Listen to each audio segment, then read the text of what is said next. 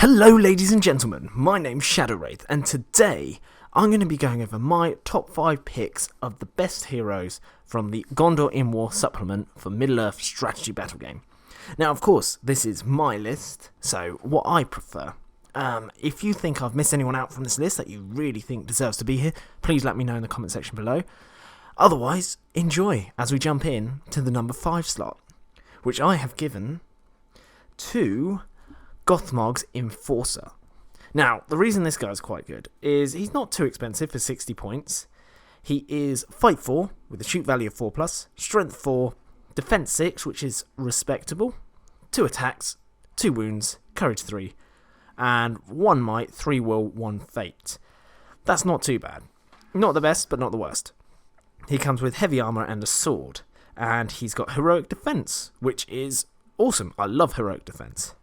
It really screws with people because you can use them as a roadblock. Chuck them into something like King LSR and just heroic defense. Why not? Or you can save it for something else. But what makes him great is basically if Gotham Enforcer is within 3 inches of Gothmog at the start of the turn, Gothmog may spend one of the Enforcer's will points to declare a heroic move instead of spending his own might. That's brilliant. So you've got access to even more heroic moves, saving Gothmog's might, on top of having Master of Battle. That's insane. That is really, really good. Really solid. So he's a really good support character for Gothmog. And again, you can use him as a roadblock if you really want to, where you can chuck him into someone and they've heroic combated, but they've got this guy and you're just heroic defense. Go on. Roll to 3 6s and hope I don't fate one of them. So, moving on. We're going to the number 4 slot. And we have got the Herald of the Dead. He is an absolutely outstanding addition to the Army of the Dead and the Return of the King Legendary Legion. He's quite expensive, but all the ghosts are quite expensive. He's 70 points, and that is for a Fight 4, 4+ shoot value model, Strength 4, Defense 7, and you give him a shield for 5 points to make him Defense 8. Always do it. It's a massive difference. Absolute massive difference.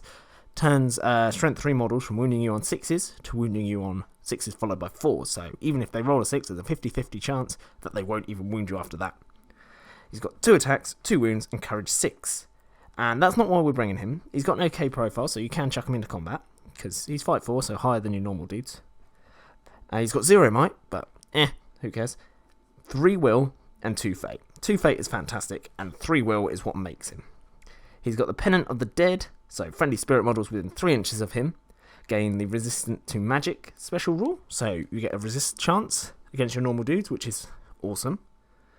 It's always nice to have stuff like that, because you never know, people try and Sorcerer's Blast your cavalry and things like that, and if you've got one of these guys nearby, no thank you, I got a chance to stop it. And obviously his only upgrade he's got is a shield, but he comes with a sword and then the Pennant of the Dead, and he's wearing armour. Special rules, Blaze of the Dead, so he attacks people's courage rather than their defense with his Strength 4. That is outstanding. And he causes terror, because he's a ghost. And he's got Spectral Walk, so he can move over open water features as if they were like normal open ground. Awesome. Never come up for me, ever, but you never know. You might play a tournament, and they might have a whopping great lake down the middle. They'll be like, ah, sweet. And then he's got the King's Council. Now, the Herald of the Dead has to be within 3 inches of the King of the Dead. And then the King of the Dead can pinch the Herald's will points to call heroic actions. That is absolutely insane, because the King of the Dead's only got 1 might, which is pretty pants. But then you stick 2 Heralds next to him, and he's essentially got 7. That's nuts. That's how I run them. I've got 2 of them. Now stick him near the King of the Dead, obviously, and he has got access to 7 points of might. Only for heroic actions, mind you, so he can't edit, change his dice rolls. But that's amazing. And then the Heralds of the Dead also benefit from the King of the Dead's, the Dead of the Living special rule. So that's pretty good. Happy days. I absolutely love him. I think he makes the Legendary Legion, and they are a must-take for the King of the Dead. Because like I said, he's only got 1 might. So, hey-ho. Moving on. We have got the number 3 slot. We have got one of my favourite boys, Gatemaster of Unbar. Now, he's a Corsair, and he costs 75 points. And that's not too bad, since he is Fight 5, which is fantastic, Strength 4, Defense 5, 3 attacks, which is awesome, 2 wounds, Courage 4, 3 might, that is great, 1 will, 1 fate. Cool, I'm happy with that. He's got an armor, a sword, a whip, and throwing daggers. Like, I don't know why you'd ever use the whip over a throwing dagger, but hey ho, because the whip is like a 3-inch range weapon. It's from 2 or something stupid. But yeah, never mind. And he's got heroic strength. Never used it, but you never know. It might come up. But his special rule is what makes him. He is a ruthless commander. And friendly Corsair models within 3 inches of Delgamar may choose to reroll a single dice during a duel roll. However, if the Corsair warrior model makes the reroll and fails to win the duel, they immediately suffer a strength 2 hit, i.e. he whips them for being incompetent. That is nuts, because if you've got Corsair Reavers, they've got 2 attacks each, and if a couple of them are within 3 inches of a Bosun and within 3 inches of Delgamar, you can roll both of those dice again to win a duel, and they're not like rubbish at fighting, they're Fight 4 still. It's absolutely fantastic. So you get a double banner roll basically. He's a must-take in a Corsair's army. Absolutely. He is fantastic. Plus, he's got 3 might, so hey, why wouldn't you? Cool. So, yeah, that's it. That's all I've got to say about him. Must-take, fantastic, highly rate. Moving on. We are going to the number 2 slot. Okay? And that goes to Ingold. Warden of the Ramas Ekhor. There you go. He is 65 points, and I mean, I don't really care about his stats. Obviously, they're a bonus, but we'll go through them anyway. Fight 4, 4+ shoot value, Strength 4, Defense 7, awesome. 2 attacks, 2 wounds, Courage 4. He comes with a whopping 3 might. They're just giving the might out in this book. Absolutely. Everyone's just got 3 might. It's absolutely bonkers. Hey ho. 1 will, 1 fate. And he's got heavy armor, sword, and a shield. And he comes with Heroic Strike, which is awesome to have on the model. Strike is always good. And Heroic Defense, which obviously I love. And he's got Shield Wall. So you want to stick him in your Shield Wall with your other Warriors of Gondor. And the reason you want to do that is because he's got Resolute Fighter. And Ingold and all friendly Gondor Warrior models within 3 inches of Ingold do not back away if they lose a fight. Their opponent must back away instead. That is absolutely nuts. That holds your Shield Wall together easily. And basically, you can never be trapped, which is kind of crazy, ever. It's pretty bonkers. On top of that, if you've got one of those like Death Machine shield walls, so you've got like Fight 4 at the back, +1 because of Boromir's banner, so making it Fight 5, spear support, with the Defense 7 at the front, or Defense 8 for Ingold himself, yeah, not much is getting through you, because you've got 6-inch banner if you bring Bannermere, at +1 fight value, and you don't back away. That's pretty tough to get through. Very, very tough to get through. So yeah, he is an absolute gem, and I've fought against him, and he is a pain. He is really hard to take down with all his support. Now, obviously, if you get the right hero into him, perfect. You could cut his head off, but if you've got, orcs crashing into that shield wall, you're not going to win. It's really hard. So yeah, he just makes it 10 times harder, and me being a primarily Corsairs player, hate him, because I'm all about trapping people. So, it's quite hard to trap people when they don't back away. So, just saying. Moving on.